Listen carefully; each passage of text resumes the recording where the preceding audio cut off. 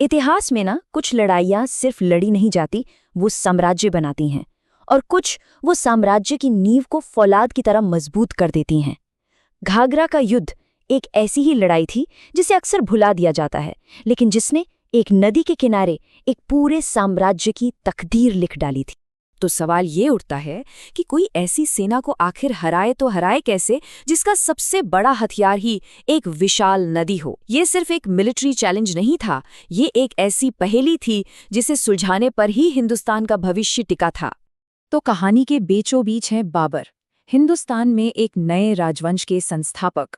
जीत तो चुके थे, पर उनकी पकड़ कह सकते हैं अभी भी काफी नाजुक थी। उनका साम्राज्य एक ऐसे मोड़ पर खड़ा था जहां से वो या तो बुलंदियों को छू सकता था या फिर बिखर कर रह जाता। अब जरा इस टाइमलाइन पर नजर डालिए। 1526 में पानीपत, फिर 1527 में खानवा। जीत तो मिल रही थी, बाबर दिल्ली के सुल्तान बन भी गए थे, लेकिन इन जीतों की कीमत बहुत बड़ी थी। सेना थक चुकी थी, खजाना खाली हो रहा था, और अब 1529 में सामने खड़ी थी एक आखिरी और शायद सबसे बड़ी चुनौती। और ये चुनौती कोई छोटी मोटी नहीं थी। ये थे पूर्वी अफगान सरदार, जो एक होकर एक मजबूत गठबंधन बना रहे थे। उनका मकसद सिर्फ एक था, बाबर ने जो कुछ भी हासिल किया था उसे मिट्टी में मिला देना और उन्हें हिंदुस्तान से बाहर निकाल फेंकना। तो बस मैदान सज चुका था। एक तरफ बाबर की दिमागी रणनीति और दूसरी तरफ दुश्मनों की ब्रूट फोर्स, उनकी ताकत। ये सिर्फ दो सेनाओं की लड़ाई नहीं थी, ये दो अलग अलग सोचने के तरीकों की टक्कर होने वाली थी।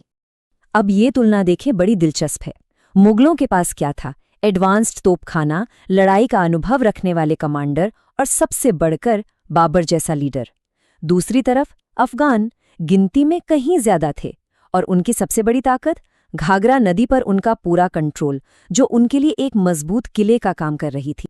अच्छा, इस सिचुएशन से निपटने के लिए बाबर को जो करना था उसे मिलिट्री की भाषा में कहते हैं एम्फिबियस असॉल्ट।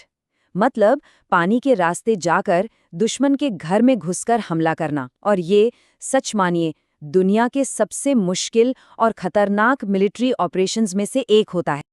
और बस यहीं पर बाबर की जीनियस सोच सामने आती है। उन्होंने नदी को एक रुकावट की तरह नहीं, बल्कि एक मौके की तरह देखा।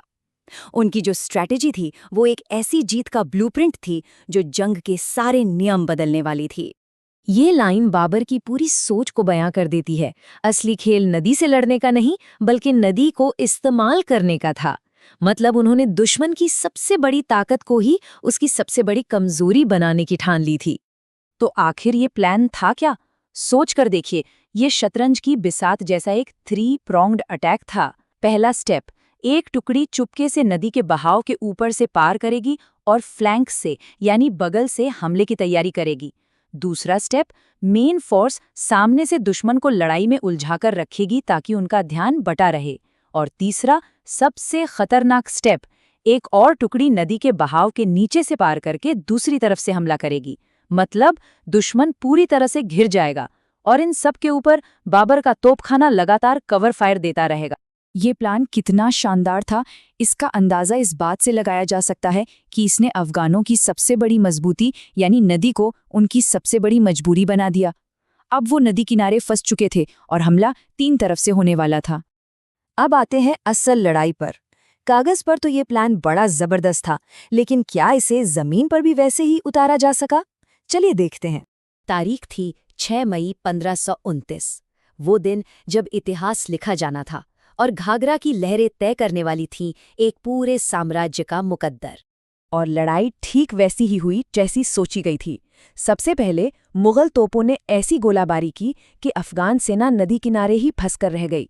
फिर जैसे ही बाबर की टुकड़ियों ने दोनों तरफ से पीछे से हमला बोला, अफगान खेमे में खलबली मच गई और इसी कंफ्यूजन का फायदा उठाकर बाबर की मेन आर्मी तोपों की आड़ में नदी पार कर गई। बस अफगान डिफेंस पूरी तरह से ढह गया। इस एक जीत ने सचमुच सब कुछ बदल कर रख दिया।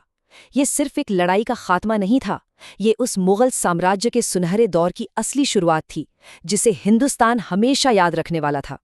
ये जो चार्ट है, ये घाघरा की लड़ाई का असर एक नज़र में दिखा देता है। लड़ाई से पहले देखिए, अफगान विद्रोह बाबर के लिए एक बहुत बड़ा सिरदर्द था, एक लगातार बना हुआ खतरा। और लड़ाई के बाद उनका संगठित विद्रोह लगभग पूरी तरह से खत्म हो गया। मुगल शासन के लिए रास्ता साफ था। इस जीत के जो नतीजे निकले वो फौरन भी दिखे और दूर तक भी। सबसे पहले तो लोधी वंश का जो भी थोड़ा बहुत विरोध बचा था वो हमेशा के लिए खत्म हो गया। दूसरा, सिंधु नदी से लेकर बिहार तक एक बहुत बड़े इलाके पर मुगल हुकूमत कायम हो गई। बाबर ने अपने नए साम्राज्य को उसके आखिरी बड़े खतरे से महफूज कर लिया था।